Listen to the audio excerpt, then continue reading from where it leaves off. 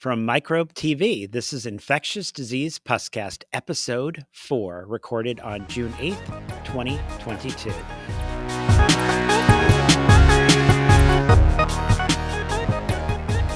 I'm Daniel Griffin, and joining me today is Sara Dong. Hello, everyone. Welcome to another Puscast. References, as always, are available in our show notes at microbe.tv, the home of our multimedia empire. The Infectious Disease Puscast is a review of the ID literature for the last 2 weeks that we found interesting or entertaining. Now, on to the literature. Okay. The paper, Clinical Features and Management of Human Monkeypox, a retrospective observational study in the UK, was published in the Lancet Infectious Disease. This was a retrospective observational study where they reported the clinical features, longitudinal virological findings, and response to off-label antivirals in 7 patients with monkeypox who were diagnosed in the UK between 2018 and 2021. What I will say is, of these 7 patients, 4 were men, 3 were women, 3 acquired monkeypox in the UK. 1 patient was a healthcare worker who acquired the virus nosocomially, and 1 patient who acquired the virus abroad transmitted it to an adult and child within their household cluster. What were the notable features? Viremia, prolonged monkeypox virus DNA detection in upper respiratory tract swabs. Hopefully we've learned a little bit about what that may or may not mean. Reactive low mood. I would feel pretty down if I had the monkeypox. And 1 patient had a monkeypox virus PCR positive deep tissue abscess. 5 patients spent more than 3 weeks, and this was a range of 22 to 39 days, locked in isolation due to prolonged PCR positivity. Ugh. 3 patients were treated with brincidofovir, and they all developed elevated liver enzymes. They had to stop. That didn't go well. 1 patient got the tecovirimat, 600 milligrams twice daily for 2 weeks. They did well with a shorter duration of viral shedding and illness compared with the other 6 patients. It's kind of an anecdote, but they seem to have done well that one time. 1 patient experienced a mild relapse 6 weeks after hospital discharge. And more on the monkeypox. The article, Clinical Course and Outcome of Monkeypox in Nigeria, was published in CID. Now, I'm going to say here, you know that expression about, you know it when you see it? Well, I'm going to say here, we may not know it when we see it. So here in this study, 51 hospitalized patients identified in the study period, 40 included in the review. 11 cases were excluded due to absence of details. Now, the following clinical features were observed: skin rash in 40 of the 40, fever, 36 of the 40, so about 10% no fever, lymphadenopathy, so swollen lymph nodes, 35 of the 40, so most, almost 90%, genital ulcer, 25, body aches, 25, headache, 19, sore throat, 18, itchiness, 15, conjunctivitis and photophobia, 9. Now, here's what I think is important. In contrast to previous studies where fever is recognized as the first symptom of the disease, we're still teaching this, the majority of the cases in this cohort reported skin rash as the first symptom. About 68% of the patients had genital lesions compared to prior studies from the DRC and the US, where only about 3 to 25% had genital lesions. Reading this paper and looking at some of the pictures of genital lesions led me to think that one would know if they saw such a case, but maybe not. Maybe when we saw these genital lesions, we might be confused with herpes unless one had ready access to testing. So as we will see, there may be more cases of monkeypox that we diagnose as herpes, but now once we start doing confirmatory molecular testing, not seeing that it's herpes, we may be finding something else. So I think that's the challenge, but maybe it's also reassuring. If monkeypox is merely presenting as a few vesicles in the genital area, resolving on their own without treatment, maybe not quite as scary. Yeah, and we have some info on the cases in the US because there was an MMWR report, monkeypox outbreak 9 states May 2022, which was released on June 3rd. And so after that initial case in Massachusetts in May that you probably saw in the news, that was confirmed by PCR testing at the CDC. And since then, they had an additional 17 cases in the US. 16 were diagnosed in persons who identify as gay, bisexual, or men who have sex with men. And 14 of the patients had reported international travel in the last 3 weeks. And getting to Daniel's point, a lot of these case presentations were a little bit atypical, specifically with lesions in the genital region, without necessarily that accompanying fever or prodrome. So I know on some of the clinician calls from the CDC and other teaching materials, people have been making sure to think about whether or not this could be confused with STIs or, like you were saying, other types of viral infections. And so the only other thing I noted was that most of these patients were diagnosed about 11 days after their rash started. All right. So everyone wants to know, how do I stay safe? How do I not get the monkeypox? This is now the most common question. So, as a public service announcement, let us mention the CDC elevated alert level for monkeypox. And what does the CDC tell travelers to avoid? I didn't need you to tell me many of these things, but let's go through. Let's see what I might have been missing. Close contact with sick people, including those with skin lesions or genital lesions. Okay, had that. Check that box. Contact with dead or live wild animals, such as small mammals, including rodents, rats, squirrels, and non human primates. Well, okay, I'll avoid the live ones. I've always avoided the dead ones. Eating or preparing meat from wild game, bush meat, or using products from wild animals, such as creams, lotions, or powders. Okay. Contact with contaminated materials used by sick people. Oh, okay. All right. So I think we've got a little bit of advice here on how to stay safe from the monkeypox. That's pretty doable, I'd say. I think I can do that. Well, I'll take us in a different direction. In the Lancet Infectious Diseases, there was a publication, Immunoglobulin-Free Strategy to Prevent Hepatitis B Mother-to-Child Transmission in Cambodia, a single-arm multi-center phase 4 trial. And they had an acronym, TA-PROHM, which was Tenofovir as Prevention of Hepatitis B Mother-to-Child Transmission. And so this paper examined, as the title suggested, an immunoglobulin-free strategy where they took the Hep B e antigen rapid testing and an ALT in an algorithm with a plan of using tenofovir disoproxyl fumarate, or I'm going to say TDF, at least 4 weeks before birth. And this was in 5 maternity units in Cambodia. And so currently, we think of prevention of mother-to-child transmission based on a couple things. Vaccinating newborns within 24 hours of life.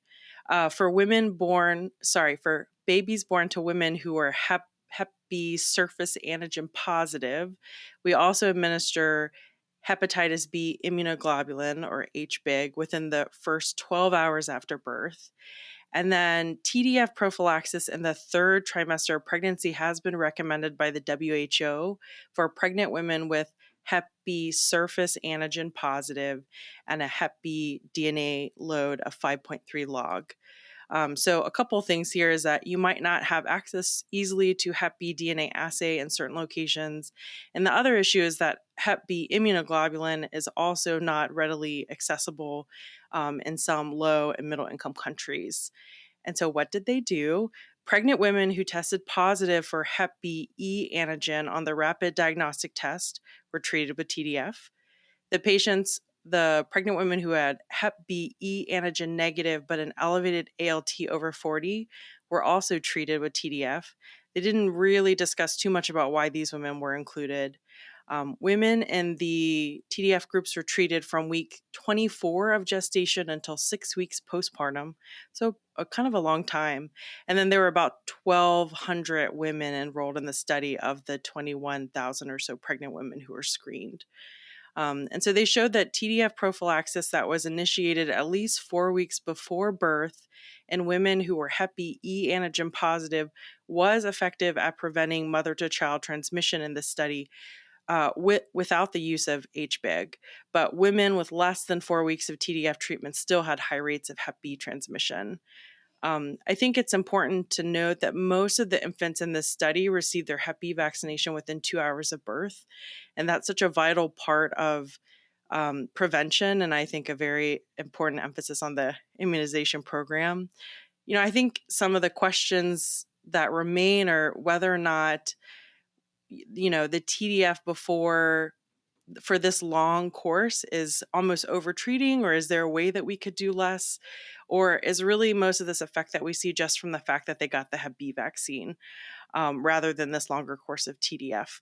So I think an interesting, useful study to think about if there's a way we can not use something that is a bit difficult to access, like the immunoglobulin, but more to learn, I think. All right. The article CD4 T cell depletion prevents loss of fever associated hearing loss in the mouse model, published in PLOS Pathogens. Now, I have to say, currently we're rather primitive in our immune modulation with infections, maybe some steroids, maybe some IL-6 receptor blockade with tocilizumab. But here, T cell depletion to prevent hearing loss. I'll keep my eye on what might get more sophisticated as we move forward. And I'm going to round out our viral section. In transplant infectious disease, the study economic and clinical burden associated with respiratory viral infections after allogeneic hepatopoietic stem cell transplant in the US. So this was a retrospective database study that looked at over 13,000 allo transplant patients and found that 10% had diagnosis codes for respiratory viral illness. And they found that those with viral illnesses had significantly higher morbidity, higher rates of pneumonia, increased mortality. And this was whether or not there was graft versus host disease present at that time. In addition, these patients, not surprisingly, had increased health resource utilization with longer lengths of stay and readmission rates. So this is consistent with what has been reported previously, but I just thought I would point it out because I think it's a large study, and some viruses really that we sort of brush off can cause a lot of trouble in immunocompromised patients. Yeah, I wonder if we're going to get away with saying, don't worry, it's just a virus. What? I have a Yeah, virus. this is like the one situation where we try not to do that. Yeah, we'll remove that from thinking it's a reassuring comment. It's just a virus. All right. Multi-state outbreak of Listeria monocytogenes infections linked to fresh, soft Hispanic style cheese. United States 2021. Oh, and I was going to have tacos for dinner, but now it's ruined. This came out in the MMWR. In early 2021, a multi-state outbreak of listeriosis involving 13 cases in 4 states occurred, resulting in 12 hospitalizations and 1 death. The outbreak was linked to Hispanic-style cheese within 19 days of cluster detection. Rapid food testing by regulatory agencies in response to the investigation identified the implicated cheese. The authors report that the implications of this publication is to prevent severe health outcomes among persons at increased risk for listeriosis. Public health agencies should improve communications, including implementing new methods of dissemination to emphasize the risk from eating fresh, soft Hispanic-style cheeses, even those made with pasteurized milk. Bummer. All right. My next paper is Evaluation of Mycobacterium avium complex pulmonary disease treatment completion and adherence to ATS and IDSA guidelines, which was published in CID. This study looked at Medicare data for over 9,000 patients with bronchiectasis and a new treatment start for MAC pulmonary disease, and found that about half were prescribed a non-guideline recommended macrolide-based therapy right off the bat, including regimens associated with promoting macrolide resistance. And fewer than half of those patients continued on guideline-based therapy at 6 months, and most were discontinued by 12 months. So treatment discontinuation was common, and it was quite rare that if they stopped therapy that they would restart later. And so I think we knew there was poor adherence both to the guidelines and to these regimens themselves, because they're usually tough to be on for a long time. But I think this at least gives us a little bit of a sense of exactly how limited it's been. Okay. We're not doing a good job. The article, Case Report Pulmonary Leptospirosis Misdiagnosed as COVID-19, published in the American Journal of Tropical Medicine and Hygiene. It's a reminder that there are other diseases out there. Everything isn't COVID. Sarah, isn't that part of why we're doing this? To remind people that there's actually other There are things? other things. Yeah. Dr. Griffin, this person has a fever. I'm sure it's COVID. Here, the authors report the case of an 83-year-old woman with acute febrile respiratory failure, sounds like COVID, resulting from interstitial pneumonia that required high flow oxygen therapy. Still thinking COVID. This clinical picture associated with ongoing epidemiological situation initially made them think of COVID. But guess what? The COVID test was negative, got them thinking it might be something else. So I think this really highlights the need to engage in early discussions about differential diagnoses, including neglected tropical and subtropical diseases. Not sure our listeners know, but here in the New York tri-state area, leptospirosis is a particular problem. Actually, a friend of ours recently almost lost their dog to a severe case of leptospirosis. So keep that differential broad even during a pandemic. All right. I love the title of this next one. The article, Association of Inappropriate Outpatient Pediatric Antibiotic Prescriptions with Adverse Drug Events and Healthcare Expenditures, published in JAMA Network Open. They looked at inappropriate, non-guideline recommended versus appropriate oral antibiotic agents dispensed from an outpatient pharmacy. I know this will come as a shock, but overall, 31 to 36% received inappropriate antibiotics for bacterial infections and up to 70% for viral infections. What are appropriate antibiotics for viral infections? Wait, antibiotics for a viral infection? All right. Not surprising, this was not innocuous, as inappropriate antibiotics were associated with increased risk of several adverse drug events, including C. diff diarrhea, severe allergic reactions, and 30-day attributable healthcare expenditures were generally higher among children who received inappropriate antibiotics. We have a theme, and I'm going to continue Who'd have the thunk? article. Exploration of primary care clinician attitudes and cognitive characteristics associated with prescribing antibiotics for asymptomatic bacteriuria. Shall I remind everyone, we do not treat asymptomatic bacteria. Oh, apparently we do. This article is published in JAMA Network Open. In this survey study of 551 primary care physicians, 71% reported that they would prescribe antibiotics for asymptomatic bacteriuria, even though it was not indicated. Oh my gosh. I wonder how they worded that. So, would you prescribe antibiotics for asymptomatic bacteriuria, even though it's not indicated? Oh, certainly, certainly. Apparently, this was less common in the Great Pacific Northwest. So maybe Mark Crislip had some impact there. Shall I rant anymore? Oh, well, I will move us back to thinking about interesting things in ID, so we don't have to rant too much. This next one is a case report that was very interesting. Bartonella quintana endocarditis in a child from northern Manitoba, Canada. This was published in PLOS Neglected Tropical Diseases, and actually one of the authors sent us an email. And so they describe a case of Bartonella endocarditis in an 11-year-old child who had a history of bicuspid aortic valve and rheumatic fever. From northern Manitoba, and the patient presented with 4 weeks of fatigue, anorexia, and weight loss.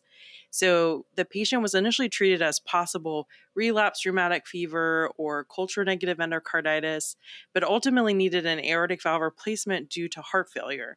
And the diagnosis came from 16S rRNA sequencing from the explanted valve, which is positive for Bartonella. And so this is the first published pediatric case of Bartonella quintana endocarditis acquired in a high-income country. And I thought this sentence was a really nice summary. This is from the paper. Due to the link with body lice ectoparasitosis, Bartonella quintana transmission occurs in settings of inadequate access to housing and running water, whether that be historic wartime Europe, urban homeless encampments, or disadvantaged communities of northern Canada. So an interesting case report, another example of keeping some of why differential. All right. The article Chlorhexidine and Mupirocin for Clearance of Methicillin Resistant Staphylococcus aureus Colonization After Hospital Discharge. A secondary analysis of the CLEAR trial was published in CID. So these are the results of a large multi-center randomized clinical trial of MRSA. Methicillin resistant Staph aureus decolonization among adult patients after hospital discharge with MRSA infection or colonization. Participants were randomized 1-to-1 to either get MRSA prevention education or education plus decolonization with, what did they do? 4% topical chlorhexidine daily, 0.12% oral chlorhexidine rinse. This is an oral chlorhexidine rinse twice daily, and 2% of the nasal mupirocin twice daily. The intervention was given for 5 consecutive days, twice monthly. By 1 month, MRSA colonization was lower in the decolonization group compared to the education only group. Odds ratio 0.44. So 56% reduction. And these differences persisted through month 9. So higher regimen adherence was also associated with better outcomes. So think about your folks with MRSA infection, getting that follow up with a knowledgeable, up to date clinician who maybe listened to the ID Puscast and is going to go ahead and give them that chlorhexidine on the body, chlorhexidine in the mouth, and the mupirocin up the nose. All right. Can anyone say antimicrobial stewardship? The article Daptomycin-resistant enterococcus bacteremia is associated with prior daptomycin use and increased mortality after liver transplantation, just published in Open Forum Infectious Disease. So the authors conducted a retrospective multicenter cohort study comparing liver transplant recipients with either VRE or DRE, Vanco-resistant enterococcus or daptomycin-resistant enterococcus. The primary outcome was death within 1 year of transplantation. They identified 139 cases of enterococcus bacteremia following liver transplant, of which 78% were VRE and 22% were DRE. When adjusted for total ICU days in the first transplant year, liver kidney transplantation and calcineurin inhibitor use, patients with DRE bacteremia were 2.65 times more likely to die within 1 year of transplantation. And they also found that prior dapto exposure was an independent predictor of DRE. I have our lone fungal paper today. People are going to get mad. They're going to send emails saying we don't cover enough fungal things. In the Pediatric ID Journal, Pete's IDJ, you can find the study entitled Pediatric Musculoskeletal Coccidiomycosis in Central California, a Single Center Experience. I was really excited to see this because I recently had a case of cocciosteo and knew how little info we have on this in the literature. So this is a larger, I should say, case series looking at musculoskeletal disease at a tertiary children's hospital. Disseminated coccidiomycosis is quite rare, only about 1% of cases, but skeletal involvement accounts for 20 to 50% of the disseminated cases, with the vertebrae being the most common site. But there is a propensity for multifocal disease. And so many of the patients had really non-specific symptoms initially, and then about 2/3 ultimately had come in with limb swelling followed by bone pain. I was interested to see that they actually found that about 60% of the patients with musculoskeletal disease had concurrent pulmonary disease, which is a bit higher than what's previously been reported. And then for management, 78% of the children in the study required surgical intervention. Most were treated with fluconazole rather than itraconazole because cost, because it tastes bad, because it's hard to get therapeutic levels. The exact duration of treatment, I think, is dependent on who's taking care of them. Most of the patients in this study were treated between 14 months and 2 years, so they get very long courses. So a really kind of nice study of a bug that not all of us get to see that often. And I think we need to make a febrile case of cocci sometime soon. You know, I thought I was going with Coxie on the nocardia case recently on the most recent febrile. So I don't know if people are febrile listeners, but I was thinking, I'm like, Coxie, why such a broad differential? When we know it's obviously Coxie. So you can use the same case and just put Coxie as the answer. All right.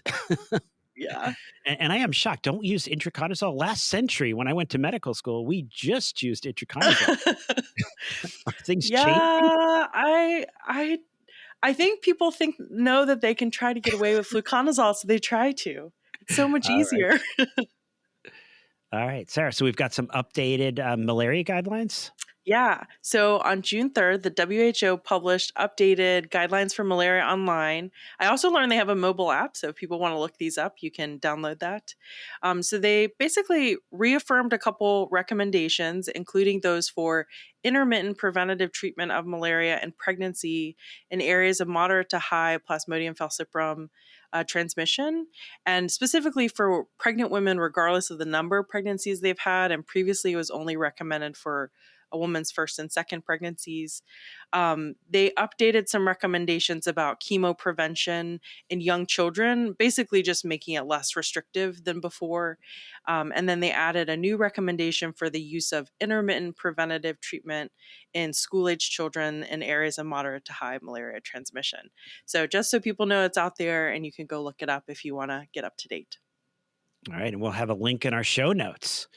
All right. For listeners who also listen to This Week in Parasitism, which I hope's everybody, the article Podoconiosis, Clinical Spectrum and Microscopic Presentations was published in PLOS Neglected Tropical Diseases.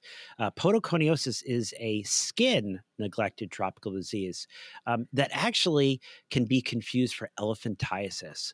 It causes lymphedema, affects barefooted subsistence farmers in some tropical countries, and looks much like the chronic changes of lymphatic filariasis. Great pictures and an important disease to know about as it can be confused with the elephantiasis seen with Wucherea, bancrofti, and the other lymphatic filaria. Yeah, I think I didn't really know much of anything about photoconiosis before this. So for my next paper, it's from Infection Control and Hospital Epi, Pharmacist Gender and Physician Acceptance of Antibiotic Stewardship Recommendations, and Analysis of the Reducing Overuse of Antibiotics at Discharge Home Intervention. And so the authors retrospectively looked at this. The abbreviation is Road Home Intervention, which is a program to help improve discharge antibiotics that's driven by clinical pharmacists.